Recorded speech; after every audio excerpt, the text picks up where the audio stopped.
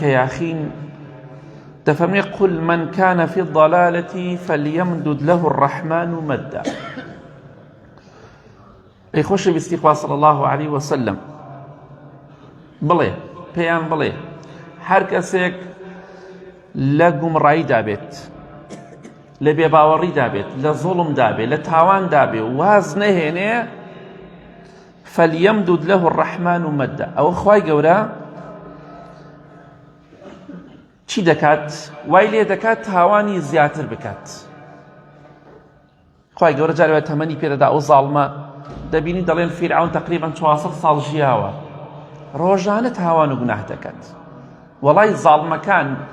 یەک دەقەیە زووتر بمرن بۆ قیامەتیان باشتر، یەک دەقە نەک ڕۆژێک، دەقەیە زووتر بمرن تاوانەکانیان کەمترن. بۆیە خوای گەورە تەمەنیان درێژ دەکات هەندێکیان و نەبێ خوای گەورە خۆشیانی بی. ئەزانی بۆچی وان لێ دەکات؟ چونکە خوای گەورە دەفەرمێ ولا يحسبن الذين كفروا أنما نملي لهم خير لأنفسهم إنما نملي لهم ليزدادوا إثما ولهم عذاب مهين. أو كساني كبيباورن، أو كساني كظالم مستمكارن، أو كساني كظلم لخلقي دكن خواي گەورە مەجالیان پێدەدا و نەزانن ئەو مەجالە خێری تایە بۆ ئەوان، ئەو تەمەن درێژەیە خێری تایە بۆ ئەوان. نە، خوای گەورە مەجالیان پێدا. خوای گەورە ئەوەندە ڕقی لێیانە، ئەو زاڵمانە و بێباوەڕانە ئەوەندە خوای گەورە ڕقی لێیانە تەمەنیان پێ ئەدا، مەجالیان پێ ئەدا بۆی تاوانەکانیان زیاتر بێت. ئەمجا خوای گەورە دەفەرمێ عەزابێک و سزایەکی سەرشۆڕکەریان بۆ هەیە، بەو سزایە سەریان شۆڕ دەکات. وەڵاهی بۆ خوای گەورە ئەم زاڵمە بۆ لێ ناو نابای. نە، خوای گەورە دەیەوێت عقوبەکەی ئەوەنە قورس بێ، ئەوەنە ئازاری بدا لە ناو جەهەنەما خەیاڵی بێت. لە حەدیثێکی صحیحی تورمزی هاتووە کاتێک کە خوای گەورە فیرعەونی لە ناو ئاودا نوقم کرد پێش ئەوەی بخنچێ، موسا پێغەمبەر صلی الله عليه وسلم فەرمووی خوایە گیان تۆ ماڵ و سەروەت و سامان و دەسەڵاتێکی زۆر داوە بە فیرعەون و دار و دەستەکەی، خوایە دەبینی ئەوان لە ڕێگای تۆ دەرچوونە، خوایە گیان دوعا دەکەم ماڵ و سەروەت و سامان لێ لەناو بەری ئەم فیرعەون دار و دەستەی، ماڵ و سەروەت و سامانی لەناو بەری، ئیمانیش نەهێنێ حتا کاتی عەزابی خوا دەبینێ. خوای ئیمان نەهێنێ فیرعەون ئەم هەموو مناڵە بێ تاوانە سەرە بڕێ. خوای گیان ئیمان نەهێنێ حتا یەڕەه العەذاب الئەلیم، هەتا عەزابی خوا دەبینێ. موسا سەلامی خوای لەسەر بێ مەزڵوم بوو، دوعاکەی قبوڵ. بزانین فیرعەون چی بەسەرادێ. ئەو فیرعەونە کە دەیوت خوام بە دار و دەستەکەی دەوت ما عەلیمت لەکم من ئیلاه غەیری، ئەی دار و دەستەکەی خۆم، پیاوەکانی خۆم، لە غەیری من خوایەتر نییە بۆ ئێوە، بەس من خوای ئێوە، پەنا بە خوای گەورە. کاتێک کە خوای گەورە غەرقی کرد، نوقمی کرد لەناو ئاوەکەدا پێش ئەوەی بخنچێ، لە حاڵەتی سەرەمەرگا بوو، ئیمانی هێنا بەڵام ئیمانەکەی قبوڵ ناکرێ. وتی آمنت أنه لا إله إلا الذي آمنت به بنو إسرائيل وأنا من المسلمين. ئێستا دەڵێم ئیمانم هێنا هیچ خوایەک نییە ئیلا ئەو خوایانە بێ کە موسا و قەومەکەی دێپەرستن، سەلامی خوای لەسەر بێ، و من مسلمانم. لە کاتی سەرەمەرگا چکە موسا فەرمی سەلامی خوای لەسەر بێ خوای ئیمان نەهێنێ حتا عەزابی تۆ دەبینێ. ئالەو کاتا ئیمانی هێنا، بەڵام پێغەمبەری خوا فەرمێ صلی الله عليه وسلم ئینسان گەشتە غەرغەرە کاتی مردن ئیمانی لێ قبوڵ ناکرێت، تەوبەی لێ قبوڵ ناکرێت، ئەبێ پێش ئەوە تۆبە بکات.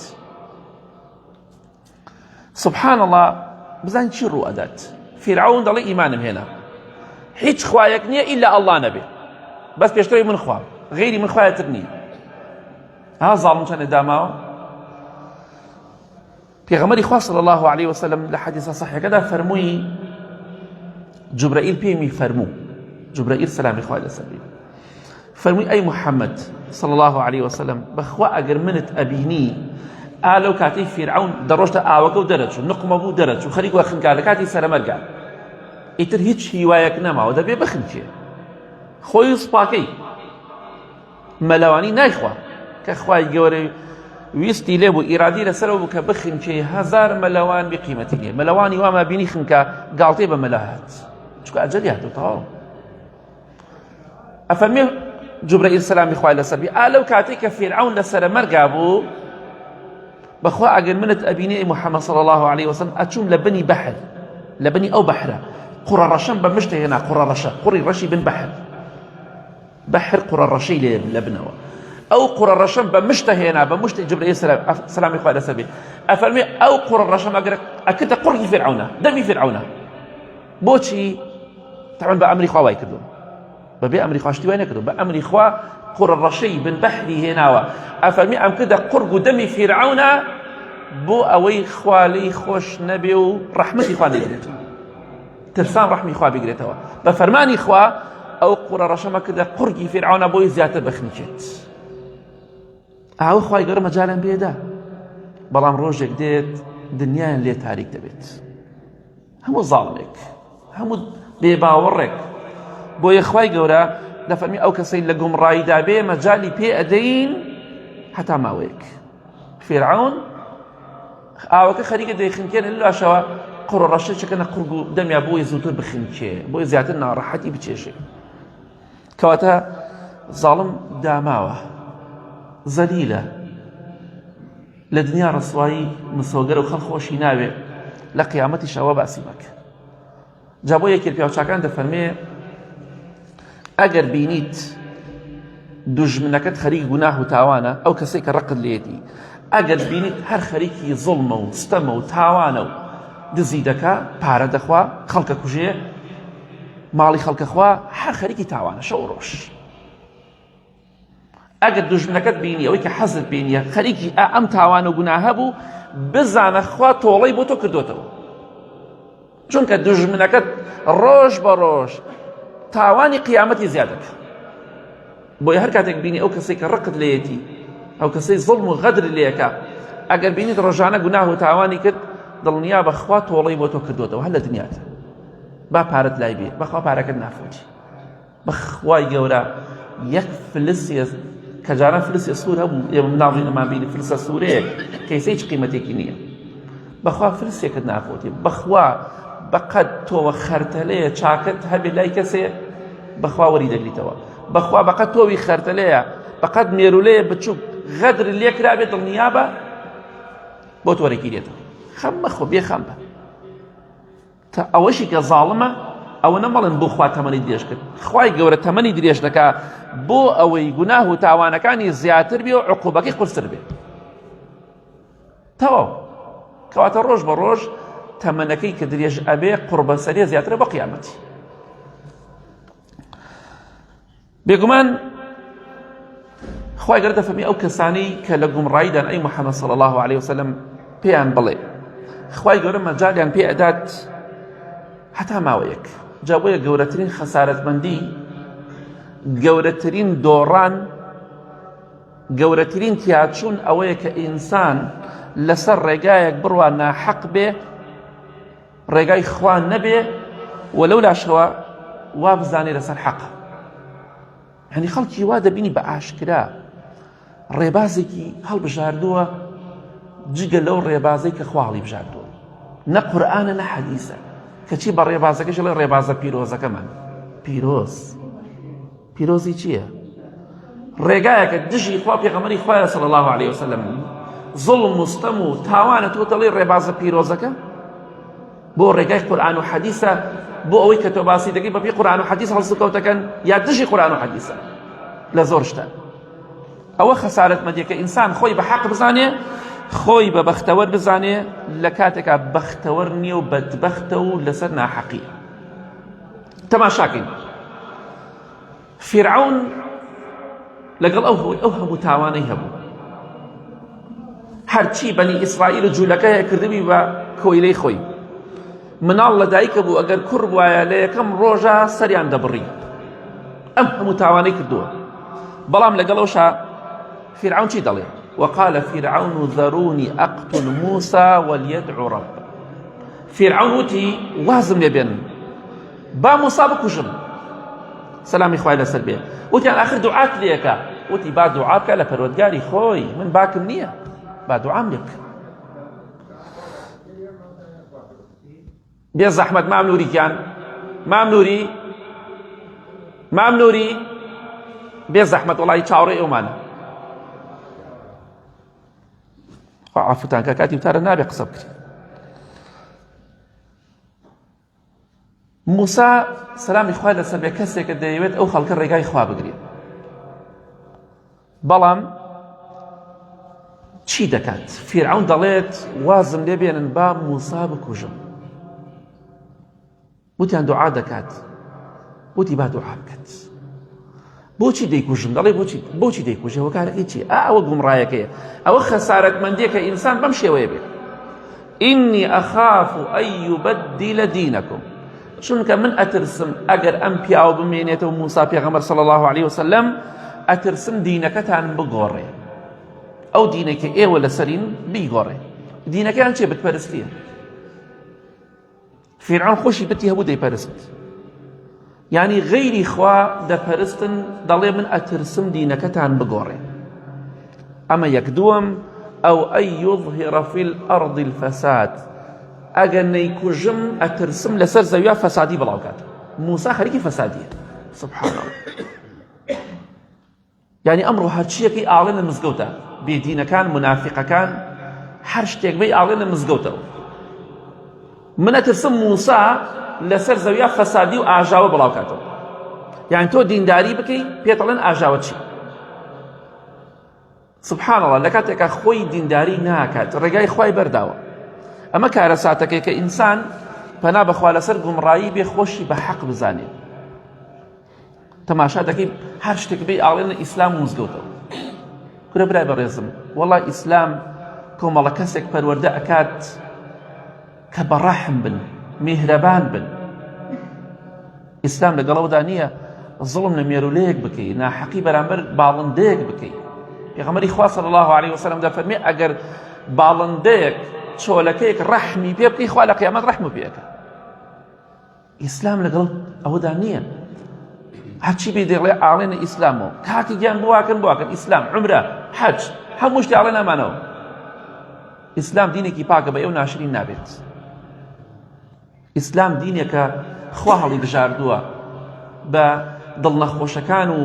بێباوەڕەکان پیس و ناشرین نابێت ئیسلام دینێکی پیرۆزە ئەوەی ڕێگای خوا بگرێت بەخوا بەختەوەرە وەڵای نەفەرێک دەمناسی کۆمەڵێک کوڕی زۆری هەبوو جاس ئەو مشکلێ سبحان الله ئینسان جاری وهەیە تەماشا دەکات شتێک دەبینی حەق و ڕاستیە بەڵام لی ناکۆڵێتەوە ئەم پیاوە کۆمەڵێک کوڕی هەبوو چەند کوڕێکی زۆری هەبوو یەکێک لە کوڕەکانی ئەهلی مزگەوت بوو سونەتێک ڕێشێکی سونەتی دانابوو ئەهلی مزگەوت و پیاوە لەسەر خۆ نەرمونیان لە هەموو کوڕەکانی چاکتر بۆ دایک و باوکی بڵێ چی باش بەخوا فڵان کەسی کوڕم لە هەموو کوڕەکانم چاکترە بەس خۆزگای ڕیشی نەبوایە یەوتی وەڵای مام فڵان کەس بەوەی ڕیشەکەوی لەگەڵ تۆ باش ئێخ بۆ من چی ڕێگرن ئەخ بۆ ئەوێ بزانی بۆچی ئەم کوڕە لە هەموویان باشترە لەگەڵ منە ئەی بۆ پێشتر وانە بوو ڕیش سونەتی پێغەمبەری خوایە ساسن ئەوە بۆ ڕیش پێغەمبەری خوا ساسن ئەڵێ سینی هەمووی داپۆشیوە وەڵا کاکە لەسەر ڕیش برا ئەوەی ئینسانی ئیماندار ئەو شتان ناکە وەڵا خەڵکی وایە ڕیشکی نییە ڕاستێکی تاوانبار بن بەڵام لە خولای خوا زۆر لە من بەڕێزترن ئێمە ڕیش بە کافر نازانی برای شیرینم بەڵام ئەمە عیبادەتێکە سونەتێکە جێبەجێیکە وەڵا کوڕەکەم ئەگەر عیبەی نەبووە شازی کوڕ وەڵا بەهۆی ئەوە کە تۆڵێ عیب بەهۆی ئەوەی لەگەڵ تۆ باش ئەو عیب نییە بەداخەوە ئێمە نامانەوێت ڕێگای بێباوەڕەکان بگرین لەسەر ناحەقی بین خۆشمان بە حەق بزانین خوای گەورە دەفەرمێ ئەو کەسانی کە لەسەر گومڕاین ئەو کەسانی لەسەر بێباوەڕین ئەو کەسانی لەسەر زوڵم مستەمن واز نایەن و بەردەوامن خوای گەورە دەفەرمێ حتى إذا رأوا ما يوعدون إما العذاب وإما الساعة فسيعلمون من هو شر مكانا وأضعف جندا خوای گەورە دەفەرمێ کاتێک کە ئەو زاڵمانە ئەو کافرانە ئەو غەدارانە ئەو گومڕایانە کاتێک کە عەزابی خوایان بینی لە دونیادا خوا سزایدان بۆی کە کوژران بۆی لە سێدارە دران بەوەی بە ئەسیری جیران و بە دیلی و داماوی جیران ئەو کاتە یاخود کە ڕۆژی قیامەت هات و ئیمە ساعە یاخود کاتێک کە ڕۆژی قیامەت هات دوای مردنیان ئەو کاتە فەسەیەعلەمون ئەو کاتە چاک چاک دەزانن من هو شەڕ مەکانن و ئەضعف جوندا ئەو کاتە تێدەگەن ئەوان چاکتر بوون یا ئیمانداران تێدەگەن ئەوان عاقڵ بوون یا ئیمانداران تێدەگەن ئەوان لەسەر حەق بوون یا ئیمانداران و لەوەش چاک چاک تێدەگەن چێ ئەمڕۆ لاوازە ئەوەی ئەمڕۆ دەڵێ من بە قووەتم بەهێزم ئەوەنە چەکی بە قووەت و بەهێز و پێشکەوتوم هەیە ڕۆژێک دێت خوات دەفەرمێ ئەوان دەزانن ئەو ڕۆژە کە مردن دەزانن ئێمە زەعیفین یا ئەوان ئێمە زەعیفین یا ئەوان هەموو شتێک دەرەکەوێت نە تایرە دەمێنێ نە فڕۆکە دەمێنێ فڕۆکەی پێشکەوتوو نە چەکی پێشکەوتوو دەمێنێ هیچ شتێک نامێنێ ئەمڕۆ خەڵکی چەپڵیان بۆ لێدات هەندێک لە زاڵم و ستەمکار و دەسەڵاتدارەکان خەڵکی چەپڵیان بۆ لێدا خەڵکی خۆی دەکاتە قوربانیان خەڵکی خۆشیانی دەوێ خۆیان دەدەنە بەر گولەی ئەو حیمایەتی دەکەن بەڵام ڕۆژێک دێت نە حیمایە دەمێنێ نە پاسەوان دەمێنێ نە دەسەڵات نە چەک مرۆڤێکی لاوازێکە ناو خۆڵەکە کۆتایی پێدێن کەواتە ڕۆژێک دێت ئەمڕۆ لە دنیادا چەپڵیان بۆ لێدرێ و خەڵکی